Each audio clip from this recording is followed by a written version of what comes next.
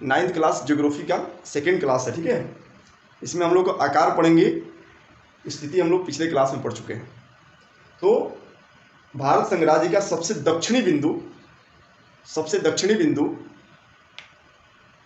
जो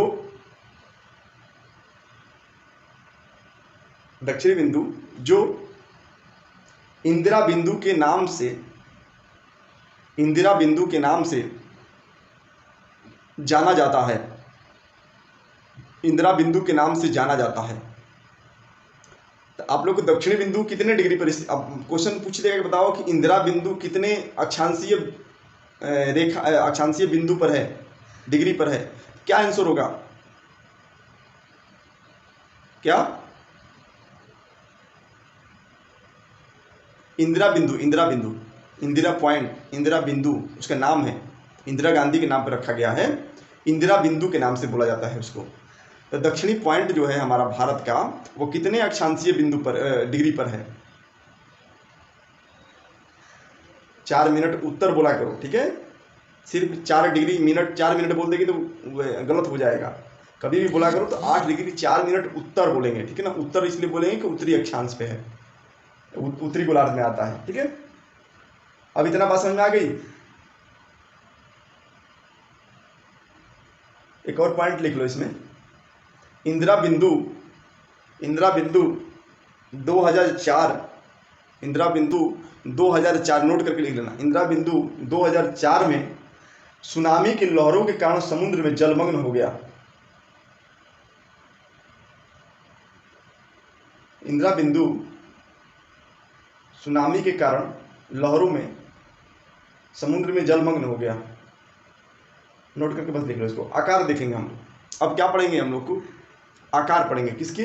पृथ्वी के आकार पढ़ेंगे, आकार के बारे में पढ़ेंगे, उसका क्षेत्रफल कितना है।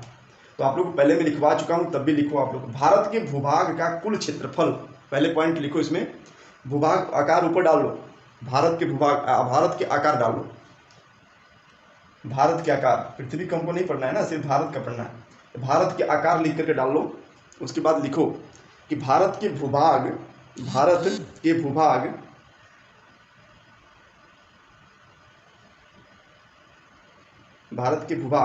का कुल क्षेत्रफल लगभग 32.8 लाख वर्ग किलोमीटर है। 32.8 लाख वर्ग किलोमीटर है। दूसरा पॉइंट लिखो, भारत का क्षेत्रफल विश्व के क्षेत्रफल के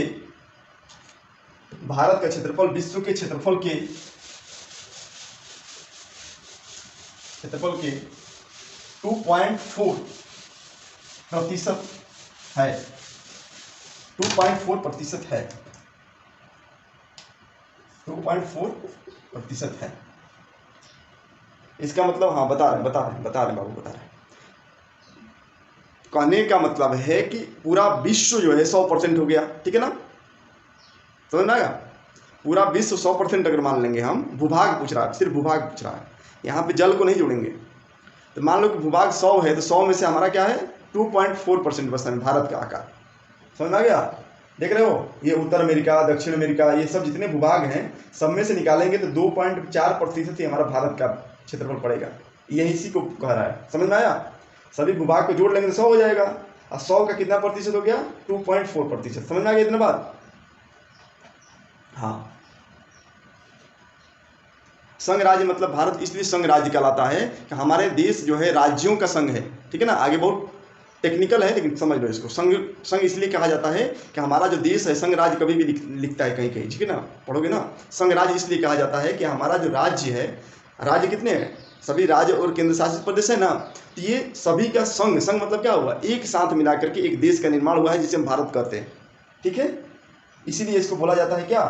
भारत संघ राज्य बोला जाता है, यानी राज्यों का संघ है, ठीक है ना। देश नहीं है, राज्यों का संघ है, इसीलिए भारत राज्य संघ बोला गया।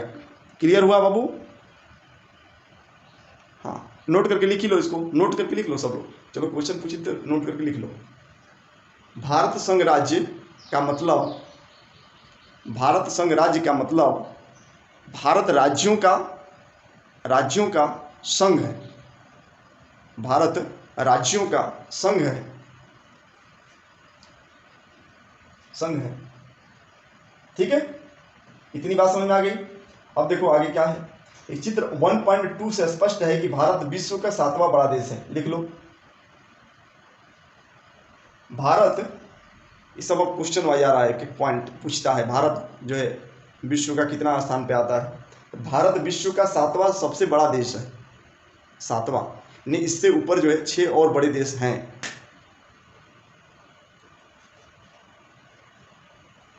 ठीक है, नेक्स्ट पॉइंट। भारत की स्थल सीमा रेखा, भारत की स्थल सीमा रेखा 15,200 किलोमीटर है। भारत की स्थल सीमा रेखा 15,200 किलोमीटर है। लगभग लिख लेना, लगभग 15,200 किलोमीटर है।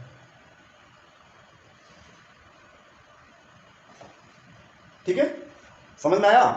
अभी इसमें जो है अंडमान निकोबार द्वीप समूह और हमारा अंडमान निकोबार द्वीप समूह और लक्षद्वीप समूह को छोड़ करके, ठीक है ना, ये इसको नहीं जुड़ा है। सिर्फ भारत का जो है ये वाला पार्ट जुड़ा है। जो भारत जो दिख रहा है अभी ना ये पीले कलर में, ठीक है ना, उसका बोल रहा है कि 15,200 किलोमीटर है। सिर्फ इसको, भारत की जो एक जुड़ी हुई भूभाग है बस उसको बोल रहा है। भारत की जो है दक्षिण पूर्व और दक्षिण पश्चिम में 2 द्वीप हम लोग पढ़े हैं, जो कि एक अंडमान निकोबार द्वीप समूह कहलाता है और ये कहलाता है, ये क्या कहलाता है, क्या कहलाता है, लक्षद्वीप समूह। ठीक है ना। अगर वो भी स्थल को हम जोड़ देंगे, इनका भी तो स्थल होगा, छोटा छोटा पॉइंट में अलग स्थल, इसका भी तो कुछ स्थल होगा। जब इसको जोड़ देंगे हम, लक्षद्वीप के साथ जोड़ देंगे तो हो जाएगा। तो इसका कितना है, और समुद्र तट रेखा, ठीक है ना, समुद्र तट रेखा को भी हम ऐड करेंगे तब, यानी देखो अब आगे में बताएंगे इसको कैसे कैसे, रेखा मतलब क्या। समुद्र तट यानी भारत के जो है, कैसे नक्शा दिया है कहीं, देखो यहाँ पे देखो आप लोग, ये जो भाग है ये अंडमान निकोबार द्वीप समूह दिख रहा है, यहाँ पे लक्षद्वीप समूह दिख रहा है। ये जो है ना समुद्री सीमाएं भी कुछ देश को होती हैं, ठीक है ना। ये जो है कुछ समुद्री सीमाएं होती हैं जो आगे पढ़ाएंगे, अभी आप लोग उसको पढ़ेंगे तो समझ में नहीं आएगा, बहुत टेक्निकल होता है, ठीक है ना। तो 12 किलोमीटर ऐसे बांटा गया है, 3 जोन में बांटा गया है उसको। तो जो भारत देश का, हर देश की समुद्री सीमा रेखा होती है कुछ, ठीक है ना। तो समुद्री सीमा रेखा जो होती है भारत की, उसको भी अगर जोड़ देंगे तो पूरा हमारा सीमा रेखा कितना हो जाएगा, तो देखो कितना हो जाएगा, देखो कितना हो जाएगा। कह रहा है ना यहाँ पे देखो 15,200 किलोमीटर सिर्फ क्या है, स्थल सीमा रेखा है। ध्यान रखेंगे क्या है, स्थल सीमा रेखा है, ठीक है ना। कह रहा है कि और समुद्र तट रेखा अंडमान निकोबार द्वीप समूह और लक्षद्वीप के समूह के साथ अगर जोड़ दिया जाएगा तो कितना हो जाएगा, दोनों को अगर जोड़ दिया जाएगा तो प्लस 15,000 वो तो पहले से है, और 7,516.6 किलोमीटर और ऐड हो जाएगा उसमें, ठीक है ना। कितना हो जाएगा, 7,516.6 किलोमीटर और उसमें ऐड हो जाएगा। तो कितना टोटल हो जाएगा, 661 यानी 3 हो गया यहाँ पे, और 0 3 हो गया, 7 और 7 5 12 का 2 और 1 कितना हो गया टोटल 22,736.6 किलोमीटर हो जाएगा। कितना हो जाएगा टोटल 22,000। तो आप लोग लिख लेंगे, आप लोग लिख लेंगे, क्या लिखे हो पहले बताओ, लिखे क्या हो अभी आप लोग क्या लिखे हो कि भारत का स्थल सीमा लगभग 15,200 किलोमीटर इतना लिखे हो ना। और आगे नेक्स्ट पॉइंट लिखो, आगे नेक्स्ट पॉइंट लिखो, भारत के सीमा, भारत की सीमा, स्थल सीमा, भारत के स्थल सीमा के साथ अंडमान निकोबार द्वीप समूह तथा लक्षद्वीप समूह को जोड़ने के बाद, अंडमान निकोबार द्वीप समूह और लक्षद्वीप समूह 7,516.6 किलोमीटर है। सिर्फ अलग लिख लो, दोनों को अलग लिख लो, जोड़ो मत। लक्षद्वीप समूह और अंडमान निकोबार द्वीप समूह दोनों जब हम दोनों का अगर देखेंगे तो इसका भी कितना है, सीमा रेखा कितना हो जाएगी, स्थलीय सीमा रेखा, इसका भी कितना हो जाएगा, समुद्री तट रेखा में अगर इन लोग को भी जोड़ दिया जाएगा तो कितना हो जाएगा, 7500 इन लोग का हो जाएगा, कितना 7516 किलोमीटर इन लोग का है 0.6 में। तो ये दोनों को जोड़ देंगे तो हमारा कितना हो जाएगा, 22,736.6 किलोमीटर ना। पहले जोड़ो मत, पहले अलग लिख लो इसको, 7,516.6 किलोमीटर। जोड़ने की जरूरत नहीं है, आप लोग अलग अलग लिख लो उसको, जब पूरा टोटल पूछेगा तब आप जोड़ कर लिख देना। अगला पॉइंट लिखो, कुछ क्वेश्चन जब लिखवाएंगे ना, जब इसको क्वेश्चन बनवाएंगे तो उसमें क्वेश्चन में कुछ लिखवा देंगे, छोड़ देना। आगे लिखो, भारत के क्या लिखा है, भारत के उत्तर पश्चिम, उत्तर तथा उत्तर पूर्व सीमा पर नवीनतम वलीय पर्वत है, क्या नाम है उसका, वलीय पर्वत है। इसके दक्षिण का भूभाग उत्तर में चौड़ा और 22 डिग्री उत्तरी अक्षांश से हिंद महासागर की ओर संकरा होता गया है, और पश्चिम में अरब सागर और पूर्व में बंगाल की खाड़ी। पश्चिम में अरब सागर है, पढ़ाए हैं पहले, ठीक है ना। तो पहले लिख लो, भारत के पश्चिम में अरब सागर, भारत के पश्चिम में अरब सागर, और नेक्स्ट में लिख लो, अगला लिखो, भारत के पूर्व में, भारत के पूर्व दिशा में, भारत के पूर्व दिशा में बंगाल की खाड़ी, बंगाल की खाड़ी स्थित है, स्थित है। भारत के उत्तर पश्चिम, भारत के उत्तर पश्चिम, उत्तर पश्चिम कौमा उत्तर तथा उत्तर पूर्वी सीमा, तीनों लिखना, भारत के उत्तर में भी, उत्तर पश्चिमी में भी और उत्तर पूर्वी सीमा, तीनों में भारत के उत्तर पश्चिम उत्तर तथा उत्तर पूर्वी सीमा पर नवीनतम वलीय पर्वत, नवीनतम वलीय पर्वत है, नवीनतम वलीय पर्वत है। कल मैं चित्र के माध्यम से दिखाऊंगा, नवीनतम वलीय पर्वत है। इतना बात समझ में आ गई सबको, इतना बात सबको समझ में आ गई, ठीक है।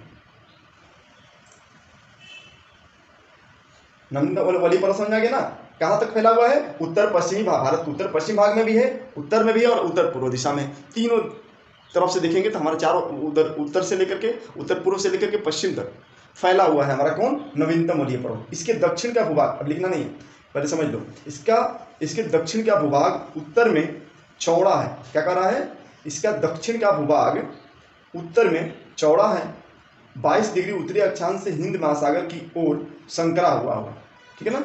आप चित्र के माध्यम से देखें समझ में आएगा कैसा है। यहाँ से लेके इधर हम देखेंगे तो कैसा है, कैसा भाग है, देखो पतला होता जा रहा है ना, यहाँ से नीचे आएंगे तो हमारा पतला होता जा रहा है, संकरा होता जा रहा है, ठीक है ना। इसको हम लोग कल से आगे कंटिन्यू करेंगे, आज 6 बज गया है, आप लोग बस आज के लिए बस इतना ही, कल से हम लोग आगे पढ़ेंगे इसके, ठीक। ध्यान रखना कहाँ से पढ़ना है, तो बस इतना नोट किए वो, उसको आप लोग भेज देंगे अभी, बस इतना ही, मिलते हैं कल।